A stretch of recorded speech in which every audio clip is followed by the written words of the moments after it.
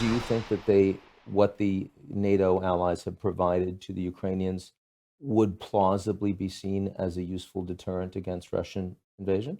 Yeah, it's a very good down payment, maybe a bit more than that. Again, but then, give credit to the UK. They were the first ones that landed C-17s on the ground in Ukraine with lethal equipment. So again, none of this is not offensive stuff. Again, you're not going to run to Moscow with this anti-tank system on your shoulder, but it sure is pretty good if you want to make the invader pay a very heavy price. The real question, of course, is how fiercely would the Ukrainian Actually forces fight. and the partisan brigades? Keep in mind, there aren't just several dozen conventional military brigades. There are several dozen partisan brigades.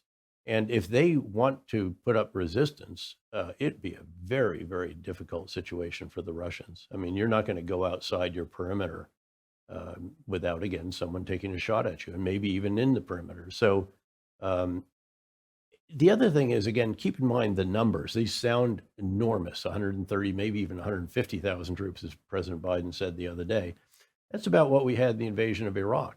That was nowhere near enough, even for just to hold part of the country. To hold the cities. Just part of the country. We couldn't even, nowhere near enough. I vaguely remember a story from you around Najaf.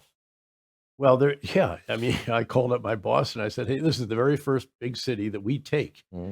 There was some resistance, a couple days of fighting, then it sort of melted away. But now you're left with a city of 500,000 or 600,000 people. And at that time, they were still applauding. They were, well, of course, it's a Shia city, happy to see the Sunni Arab leader be cast out. Yeah. But I remember calling my boss on the radio and I said, I got good news and bad news. He said, it's good news. I said, we own Najaf. And by the way, it's also the holiest city in Shia Islam. Yeah. He said, what's the bad news? I said, we own Najaf. I mean, what do you want us to do with it? We ended up with an entire brigade combat team pinned down, just sort of administering it. And there wasn't even really much resistance left at all. I think if you're calling Putin from Ukraine, you probably just give him the good news. You probably do. In fact, I'm not sure there's a response. The channels, remember the old Soviet army, you could only call down, not back up. But the reality is that he knows enough to realize that, okay, they could probably run the government out of Kiev. Actually, most of them are here right now, keep them from landing back there. But how do you hold it? It's not about taking part of the country or a good bit of it, even the capital. It's about how do you hang on to it? And that's not a trivial issue.